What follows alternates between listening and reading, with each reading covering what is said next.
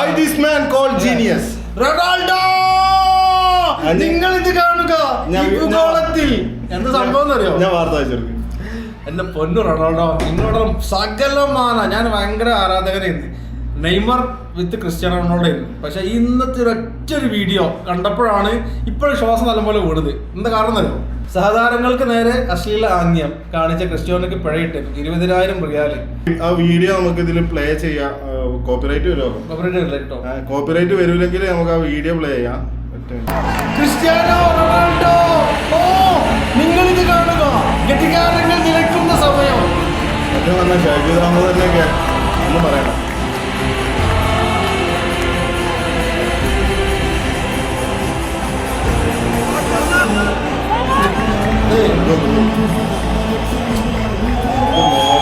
കാരണം ഈ വീഡിയോ കണ്ടപ്പോ ഭയങ്കരമായിട്ട് വെറുപ്പുണ്ടായി. അല്ലേ, വേറൊന്നുണ്ട്. കളിയിൽ പിന്നെ ജയം പരാജയം എന്നൊക്കെ ഉള്ള സ്വാഭാവികമാണ്. ബ്രസീൽ 7 ഗോൾ വാങ്ങിയിട്ടുണ്ട് ജർമ്മനിക്കെതിരെ. ബ്രസീലിന്റെ ഒരു കളിക്കാരും അങ്ങോട്ടും ഇങ്ങോട്ടും പരസ്പരം ഇതേപോലെയുള്ള അശ്ലീല ആംഗ്യം കാണിച്ചിട്ടില്ല. അല്ലെങ്കിൽ അർജന്റീന തോറ്റിട്ടുണ്ട്. അർജന്റീന സ്പെയിനോട് 6 ഗോളിന് തോറ്റിട്ടുണ്ട്. ഇത് 4 ഗോള്. ഫസ്റ്റ് റൊണാൾഡോ ഗോൾ അടിക്കുന്നു. അതിനുശേഷം പിന്നെ അൽ നസർ 4 ഗോൾ 1, 2, 3, 4 എന്ന് പറഞ്ഞിട്ട് 4 കൊടുത്തു. നമ്മളതല്ല വിഷയം. കളി തോറ്റു നിന്നില്ല.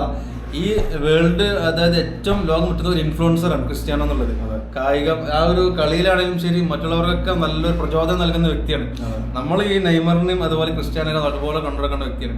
ടീം തോറ്റപ്പോ കാണികളെ നോക്കിയിട്ടാണ് പറഞ്ഞത്, ക്രിസ്ത്യാനോ പറഞ്ഞത് അവരൊക്കെ ഉറങ്ങുകയാണ്, കളിക്കാർ ഉറങ്ങുകയാണ് എന്നുള്ളൊരു ആംഗ്യമാണ് കാണിച്ചത്.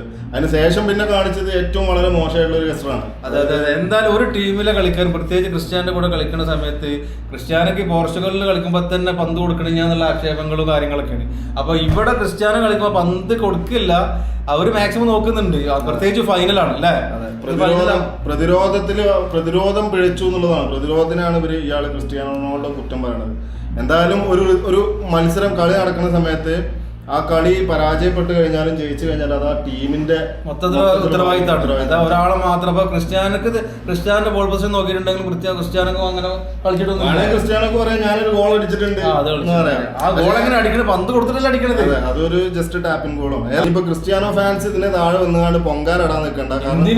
അല്ല, സ്വാഭാവികമായിട്ടും വരും ക്രിസ്ത്യാനോ ഫാൻസ്. നമ്മള് ഫാൻസ് അല്ല, ഞാൻ ക്രിസ്ത്യാനോ ഈ നെയ്മറിന് കഴിഞ്ഞിട്ടുണ്ട്. പിന്നെ നമുക്ക് ഏറ്റവും ഇഷ്ടമുള്ള കളിക്കാരൻ ക്രിസ്ത്യാനാണ്.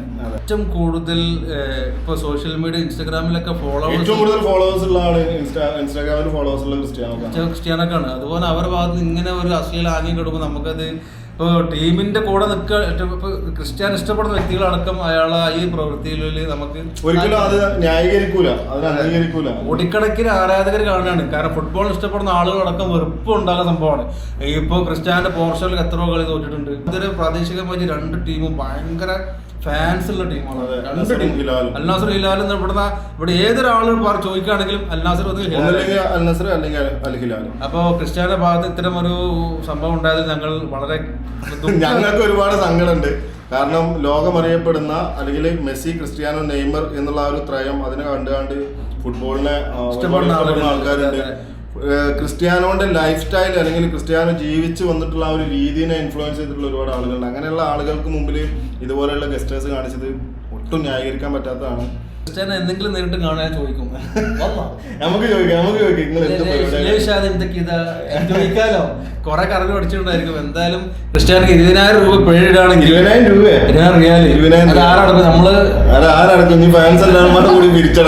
ക്രിസ്ത്യാനോ ഇങ്ങനെ കാണിക്കുമ്പോഴേ നമ്മള് സെവൻസ് ഫുട്ബോൾ ടൂർണമെന്റിലൊക്കെ ആളുകൾ എന്തെല്ലാം കാണിക്കണേ. അപ്പൊ ആ കുട്ടികളുടെ കാര്യമില്ല. എന്റെ പൊന്നു മോനെ, സെവൻസിന്റെ കഥ പറയില്ല. സെവൻസിൽ ഇതിലും വലിയ കട്ടപ്പാണ്. അല്ല, വേൾഡ് ലോകം ഉറ്റുനോക്കുന്ന കളിക്കാരെ ഭാഗത്ത് ഇങ്ങനെ ഉണ്ടാകുമ്പോ പിന്നെ ന്യായീകരിക്കാനുള്ള വാക്കുകളില്ല. അതിനെ ന്യായീകരിക്കൂല ആരും. സ്വന്തം സഹതാരങ്ങളെ അതാണ് കൂടെ നിൽക്കുന്നവന്റെ കുതികാല് വെട്ടുന്ന പ്രവൃത്തി ക്രിസ്ത്യാനോന്റെ ഭാഗത്തുണ്ടായത്. ഇതിനു മുമ്പ് ഇതേമാതിരി ഒരു ചതി ചെയ്താരാന്നറിയോ? ചന്തു ചതിയൻ. അപ്പൊ ഏതായാലും നമ്മള് വീഡിയോ ഇവിടെ അവസാനിപ്പിക്കുകയാണ്. ക്രിസ്ത്യാനോന്റെ ഭാഗത്ത് വന്നുള്ള ഈ ഒരു വീഴ്ച നമ്മളൊന്ന് ചൂണ്ടിക്കാണിച്ചതുള്ളൂ. പക്ഷെ എന്റെ 20,000 പോരാ, ഞങ്ങൾ ചെയ്യാൻ പാടില്ല. അതായിട്ട് വലിച്ചു നിട്ടില്ല. ക്രിസ്ത്യാനോയുടെ ഭാഗത്ത് നിന്നുള്ള ഒരു വീഴ്ച അത് ഫാൻസിന് ഒരുപാട് വിഷമം ഉണ്ടാക്കിയിട്ടുണ്ടെന്ന് അറിയാം. ആ വിഷമത്തില് ഞങ്ങളും പങ്കാളികളൊക്കെയാണ്. അപ്പോൾ മറ്റൊരു വീഡിയോയിൽ വീണ്ടും കാണുന്നതായിരിക്കും.